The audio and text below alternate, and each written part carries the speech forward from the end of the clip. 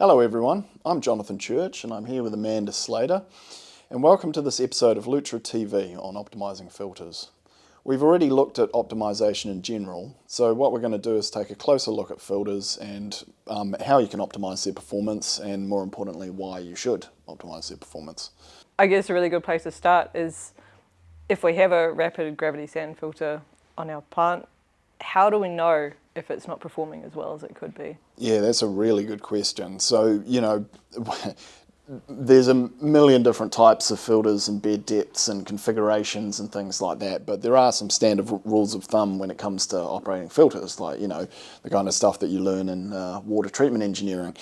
But generally, I mean, if you've been operating your plant for a while, you'll know what a filter usually will do for a good runtime in certain conditions. So, things like if the runtime is starting to decrease, or the turbidity breakthrough is occurring where it didn't used to anymore, or perhaps the filter head loss is behaving quite differently than it used to, necessitating backwashing more frequently. Like, that's potentially some of the reasons why you might, think that the filters are not working as well as they could. I guess that would happen potentially quite slowly over a long period of time, so you need to have a good understanding of those process trends on your plant. Absolutely, and institutional knowledge it's all well and good saying you know how the plant operates, but if you're a new operator to a plant and first time you're seeing the filters, you might not know how they're performing. So yeah, and understanding that there is potentially a problem there, or some problem that's occurring over time, it's then important to establish what the problem actually is on the filter. Yeah, so where would I start? What would I start looking at to determine what the issue is? Yeah, so essentially the first place to start is to understand what your filter actually is, what the media configuration is, what the types of media and the sizes and things like that is, and then you can kind of get an understanding of how the filter should, in a perfect world, a book-bound world, be performing. Also understanding things like the way that the coagulation chemistry on the plant is working.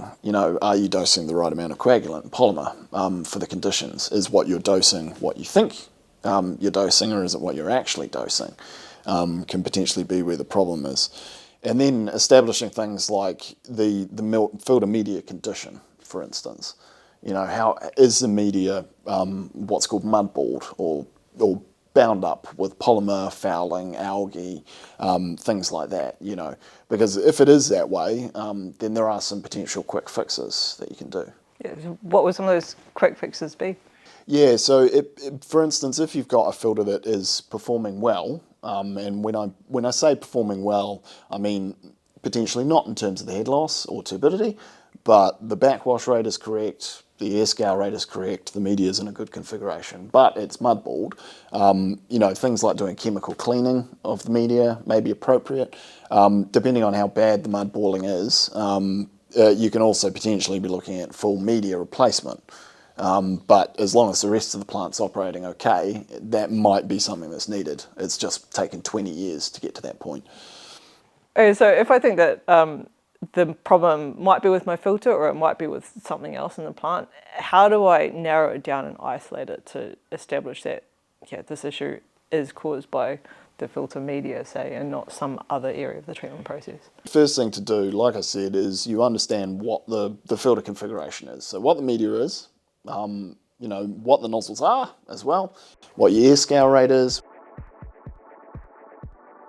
what your backwash rate is.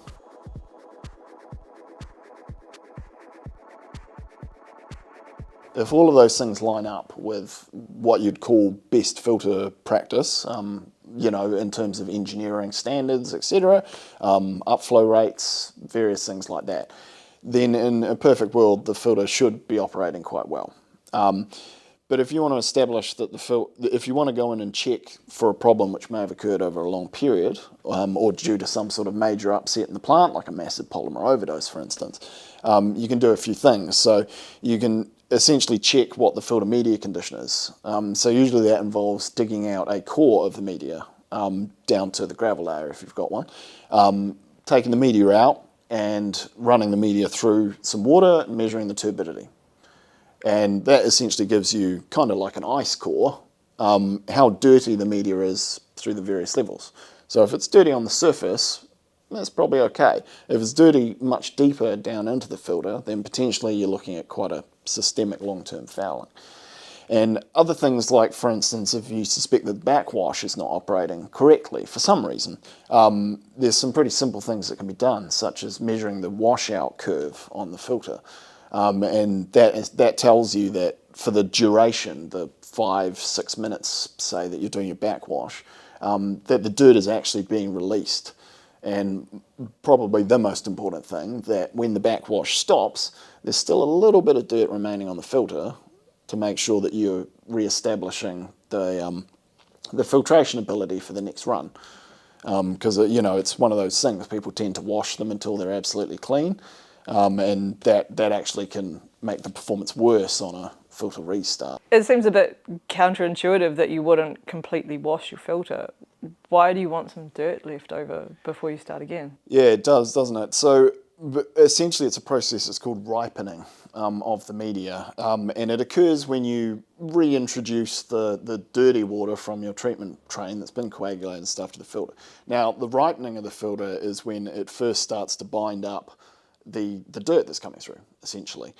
And that process of binding the dirt is easier if there's just a little bit left on the media. So if you've backwashed at such a rate or for such a duration that you've stripped all the dirt off, it takes longer to establish the ripening. And what that means in practice is that when the filter resumes service, if it's been overwashed, there can be quite a significant turbidity spike on startup, enough to trip the filter out or to cause a non-compliance even on some plants. But if there's just the right amount of dirt left on the filter, then that spike can essentially disappear, give or take. So if you've done all these optimization sort of investigations and things, and you think you've solved the problem and everything is running smoothly, but it's still not performing as you'd expect it, what are some of the things you look at that might indicate that you've got a bigger problem? Yeah, so that is often an Occam's razor situation where you've tried everything else, and the last solution is really to get down into the media bed itself.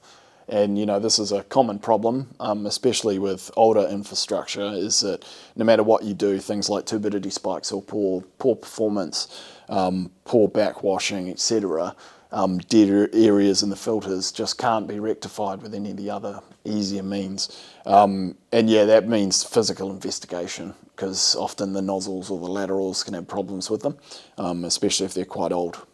So when you say dead areas on the filter, you mean during your aeration? Yeah, that's right. So yeah, during an aeration you can observe it, and if you notice that there's areas where the pattern of air scouring is not even, then that indicates that either there's a large mud ball sitting in the way, or potentially there's something wrong with the nozzle. It could be blocked by the mud ball, or if it's a very large jet of air that's occurring, or occurring near it or something like that, there could be preferential flow in the nozzles. So this sounds like it could be quite a short process, or it could be quite intensive and time-consuming, potentially expensive.